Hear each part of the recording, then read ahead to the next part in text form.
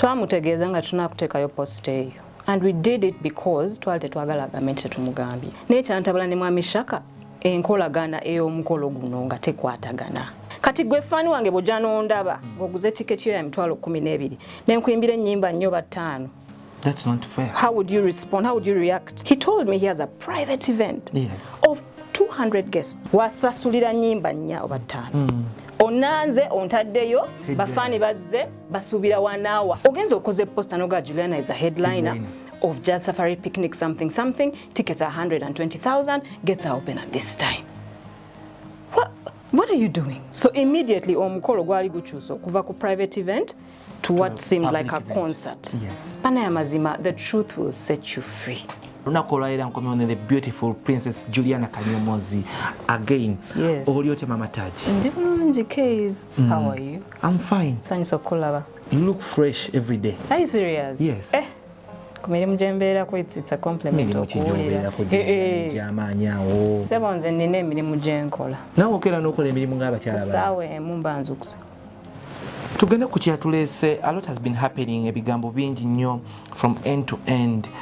Waliwo ekivvulu kyennakusinkanako kyewalina okuba nti no operformingako, but abaorganizer bavaayo ne balaga obutali bumativu eri gy'oli wewaawo nawe wavaayo n'ogenda ku social media platforms zo, that is Instagram, and addressing our fans n'obagamba it's so unfortunate you won't be able to perform kwa show. What is the problem? Akabasa kava mu kino nga bali bakubooking nga nogenda ku press conference no confirming, but later no gamba no you won't be able to make it. Obuzibu bwava ku bye batugamba nga batubookinga nga byawukana ne bye balanga. Ngebiriwa, to be more specific, because omuntu wajja nakubooking obaako byoyagala n'ebyayagala. Did you fail on the terms and conditions? It was not terms and conditions. Kubanga ekyaliwo ffe yatukubira yatugamba mbu ayina function ejja event Jazz Safari. N'atugamba mbu ejja kuba invitation only, strictly invitation. N'atugamba egenda kubeerako 200 guests at most. 200 guests. Yatuwa idea. Namala n'atugamba nti he wants a performance of about 4 to 5 songs. Okay. Then later on, White Town was nga week. Was nga week those. N'atukubira. Kati bwe yatukubira yali agamba mbu ayagala to attending a press conference or media launch, whatever you want to call it. Our first reaction was that, for what? This is someone's function. Chiringanga bw'owulira description gye yatuwa ng'esoundinga nga bw'onoogamba embaga, like a private event. So initially yali alina kyagala launching naye nga ayagala obeewo. Okusinziira nga bwe yannyonnyola nga event eri private si yaffe. Okitegeera ng'ayagala tugende nnyimbe ku function eyo. So kati bwe yatugamba ogenda ku press conference kyali tekikola sense. But what's the relevance of having me at the press conference? Then I go, no, she must be there. In fact, to our sponsor, she has to be there. Which didn't make sense. Now still, Eddie, you know what? Out of courtesy, your mom, your money, the bank, Shaka. Then we can attend. What are we doing that day? Then we can be there. Katitwa to a press conference or a media launch. Ku media launch nga naawe waliwo. Awe twamanyira nti steady private. Waliwo tiketi. Buli tiketi ya $12. I think bagamba 12. And that's not what he told us. Yeah, that's not what he told us. So immediately omukolo gwali gukyuso kuva ku private event to what seemed like a concert. Yeah, so wekyagwa manager wange namucontacting nga gundi ewedde media gundi mwakwesa obukakamu ne musooka ne mulinda all that happened. Why? Because I don't know, kyali tekinkolera sense kutandika kukola scene awo. Nengamba, you know what, katulindeko ebintu bigwe, then we'll find out, maybe there's a misunderstanding, you know. So Eddie namubuuza namugamba, Sebo, what is this? Watugamba, this is a private function. 200 guests, invitation only. Ogambye ku gundi nti abantu bagenda gula ticket. $12. what is going on. So kati awo buzibu bwava. But oli mukyala mumbejja society onekuwa ekitiibwa from your works and how you handle yourself. Lwaki oddukira ku social media, that is Instagram in particular, because according to the organizers of the event bo bagamba mbu tewabategeezaako ng'ogenda okupulinga down oba okupulinga off ekivulu kyabwe. I think there could be a much more better way okuba nti nno mukisolving okusinga okujja eno. Back to the news. Kati kyengenda okubuulira organizer twamutegeeza. Shaka. Twamutegeeza nga tunakuteekayo post eyo. And we did it because twali tetwagala agamente tumugambye. Because there was a back and forth between my manager and him for a while. Nga mugamba sebukyusa posta zo. Posta zigamba kirala watugamba kirala. So when we decided nga agaanyi okukyusa posta ze, twagenda okusalawo okuteekayo posta eyo, twasooka kumuweereza message nga tumutegeeza nti we're going to get out of this thing. So nange newunya bwe nalaba posti nga agamba nti tetwamugamba. I was shocked. And it's like ensonga zo watazirabamu ggumba nnyo according to the post woba ogisomye bulungi. Ti ensonga zenange Juliana byayogera sibitegeera ng'omuntu. Are you that complicated to work with people? Ebiki byatategeera. Nti byewamunyonyo byemwamunyonyo ate ffe abatategeera bwakola bintu bye. Ffe abaali tebamutegeera. Kubanga yatugamba kirala, eno alanga concert, eno yatugamba private event. Kati ffe abaali tebamutegeera. This brings me to a discussion erebadde ku street nti Juliana yava ekimu ku byamu ekyanzizza is because abantu bali excited okulaba ku stage era nga bwe nakutegeeza, but ne Juliana yennyini kanyomoozi owammwe ayina maiden concert egenda okuba nti neemuzzaawo ku Serena. How true is that also? It may be true, but it's got nothing to do with this. Fe ekyatutabula ne mwami Shaka ate omwami we muwa ekitiibwa kingi. Naye ekyantabula ne mwami Shaka enkolagana ey'omukolo guno nga tekwatagana. Yangamba kirala n'alanga kirala. Meaning ne negotiations ali best ku kye yatugamba. Saliwe wali oyingira? Kankuwa ekyokulabirako. Walaba posta ye? Nagiraba bulungi. Yali egamba ki? Yali etuyise buyise. Yaliko ekifaananyi kyange ng'eriko headliner. Yes. Ne ticket sales na ki. Kezi bwogula ticket ng'ogenda ku show bagambye show ya Juliana ne bagamba ticket ziri 12,000 n'ogula gundi ne girlfriend wo. Nojja ku show eyo bagambye Juliana headliner. Oba osuubira ki? Nsuubira Juliana agenda kikuba kyonna kumpi. Ku ssaawa nga mmeka? Ssaawa yaba ggalawo. Okumala ebbanga ki ku stage? Aba alina okumpa to the fullest. What is your definition of the fullest? Kunkuba kuva ku nabikowe eri emabega yonna paka leero.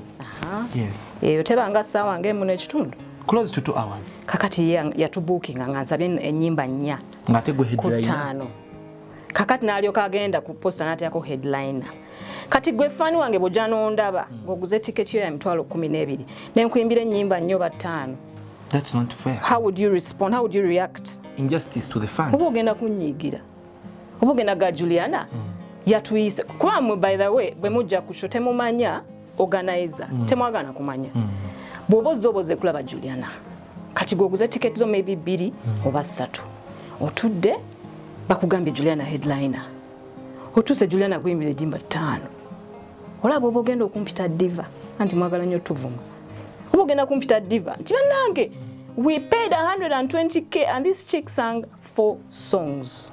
But remember, this is how this guy booked me.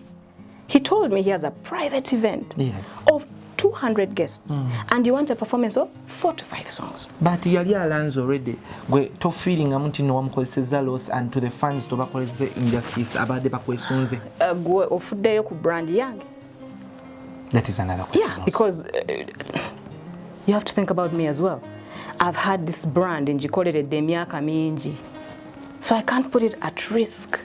I can't put it on the line. Especially if someone bwabanga naye tandabawo. Kubanga twagezaako kwogera ne mwami Shaka. Media launch eyo bwe yaggwa for the next ennaku 2 ezayitawo before I put up that post. Manager wange yali ali ku gaayo oyo. Nga bwamukubira bwamweza message bamugamba Sebo, please change the communication. This is not what you told us. Please manage people's expectations. You're telling them this is a show, they can buy tickets and come and watch Juliana, who is a headliner of Jazz Safari. When you contacted us, you told us this is a private event, 200 guests, you want Juliana to come and sing 4 to 5 songs. You're confusing the public. What is this? Yes, because our first option was not to get out of his event. Kubanga tulu them business, we know. Yes. We know what they have to put in a Okola event. We've done those events. I've been in this industry for 20 years and those. Case, wali ompuliddeko nti promoter yansasudde nenva mushoyi. Njagala ombuulireyo nti sheno bakusasula n'ova mu event. Ekyo sikyuyanko naye kye twali tuwuliddeko nti Juliana omusanga tali mu mood ayinza n'okuddiza ssente zo because aba tayagadde kikola ekintu ekyo. Ebyo bigambo by'abantu.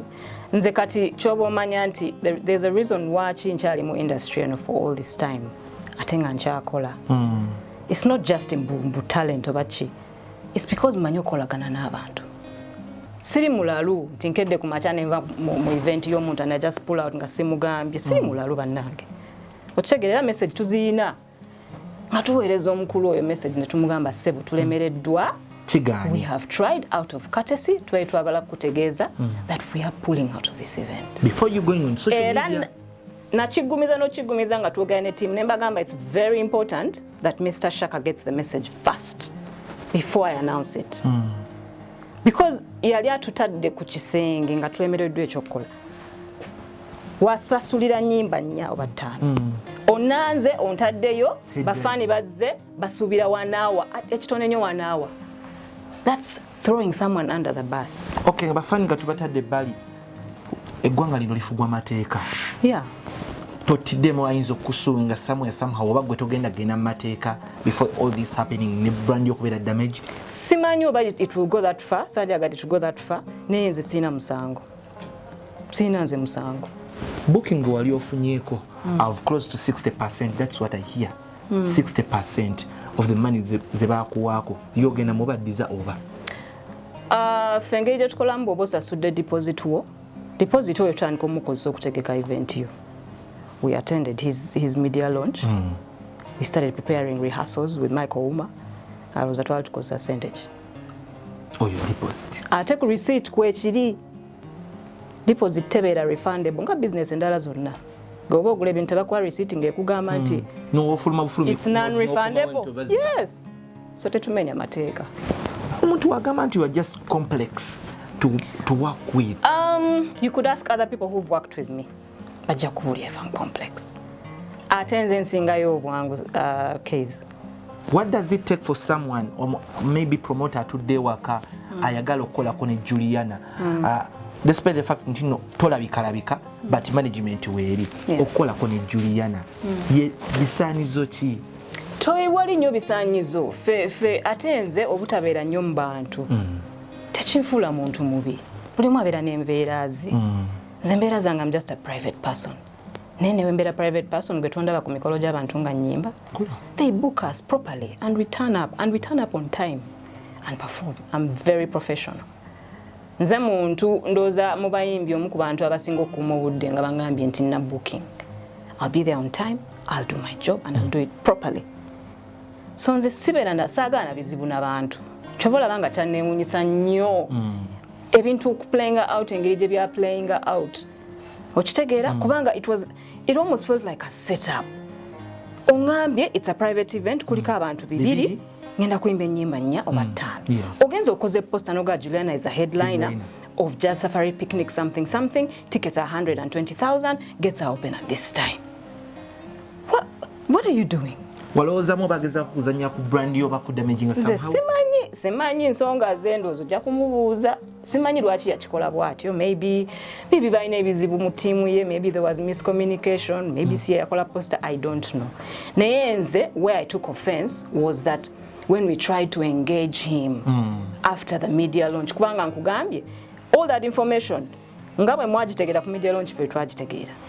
Omanyi Juliana era nyo kikubuza because waliwo n'olugambo olubadde lutambuzibwa nti still Eno battle teri between Juliana and Shaka. Eri between who? It is between Swangs and Phenon because we were going to organizing eringa ate bano beba ino organizing a concert yo.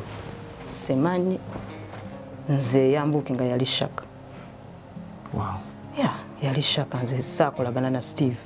So kwolo nakutogenda kwa appearing on that very concert wa pulling the off. You don't regret of any movements like that? I regret in the sense that I let down my fans. They were very excited. Era cha menyo mutima in the sense that I had to pull out. But I wasn't about to give them a half-baked show. Do you get? Because that would be a bigger disappointment to the fans. Taking their money and give them a half-baked show. That would be worse. I'd rather tell them that I won't be there. Sente za mwene muzitereka obane musasula nga mmanyi mugenda kulaba mulala. Omusajja tagenda kola loosi. Ade besuzo Juliana. Nange nakoze loosi. Kuya bafani. No, nakoze loosi. Anti bo tubukinga tugoba business endala for that day. So I also made a loss. Obugamba eri bafans bo abawagira Juliana kanyomozi n'abantu abadde tebakitegedde because you here to set the record straight. Njagala betondera nnyo nti with all the excitement they had sijja kusobola kubabeererawo ku eyo show. Naye there are other projects that will come in the future where they will see me perform. Ekirala nti industry gye tulimu, it's a small world. We need each other. Tuleme kweyisa bubi ku bannaffe. Like bw'obuzze n'ongamba ekintu, stick to what you've told me. Tongamba kintu ate n'ogenda mu media n'olanga kirala. That's throwing someone under the bus. Yali akinsuddemu ssebo ngende nfe nakyo. Naye nga negotiations ali ndala. Lwaki oba okikola? Ate mwami Shaka kambabulire omusajja omuwanya ekitiibwa. Nkuze nga muwe ekitiibwa because experience yeah, exactly. Ebintu byazaakola birungi by'amaanyi over the years. He's brought some of the biggest stars in the world. Ate kye mutamanyi, on my first album Yanabikowa, he didn't produce, but he took part in the production of Toba Nakutia. You know that bass line, that very nice bass? He played it. So there's a certain respect I have for that man. And by the way, it hasn't changed. I still respect him the same. This time around, you've got out of your skin. I just don't understand. Nanga, omanyi omuntu ne bamulunja atya, if you push them to the line, you don't know what they will do. Kati, I was pushed to the limit. I tried okwogera n'omwami oyo through my management. Nechigana. So chibi nnyo nti this is how things have ended, but nze ndooza in the future tufube nnyo okulaba nga tugendera nnyo ku mazima nga tutegeka ebintu bino. Okitegeera, because I'm not the only artist who has experienced something like this with an event organizer or a promoter. Uli najja n'akola kino n'alanga kirala. Abapromota bamayinolanga omuntu nga tebamusinkana nako. Bannanze nnyo emirundi mingi ne bakubira ne baga nti oyina post embalala. Do you know? Of course, I'm not trying to equate Mwami Jazz Safari, Mwami Shaka to that. Naye I'm just saying nti tubeerenga nnyo ku mazima nga tukola. Pana ya mazima, the truth will set you free. That's what the Bible says. The truth will set you free. I have all the messages that we kept sending him. So sinda kye nkugamba wano nga nkulimba. Okitegeerayo bw'oyaga ojja ziraba. We informed. Nze neewunya nnyo bwe nalaba post ye ng'agamba nti she pulled out without giving us a notice. I was like, Mwami Shaka. I was like, because we informed him. N'abakulu balimba. Simanyi saaga nti ali muntu mukulu nze muwe ekitiibwa so saaga muyita mulimba. But I was shocked. Nange yandese ndi confused ku ngeri ebintu gye bya playing out. I was excited. Kezi maze emyaka ng'esatu nga siri ku stage. So I was excited to be back on stage. Now why would I commit myself to being on stage and then just pull out? What ekubanga waliwo ensonga. Oba sente yazirwisaayo nezibali. Ate nze kezi kankubuulye nze sina njala ya ssente. Gwekimanyi ntwala emirimu gye nkoledde abantu nga ngikoledde bwereere. There are projects I've done in my career that I've done for free. Really? Because my love for music is deeper than money. Okitegeera, I can make money many other ways and I still make money through my music. But sina njala yenkanaawo. Nti ate olemu bafaanyi olukulu okuba tebaleese balance. Nedda kezi.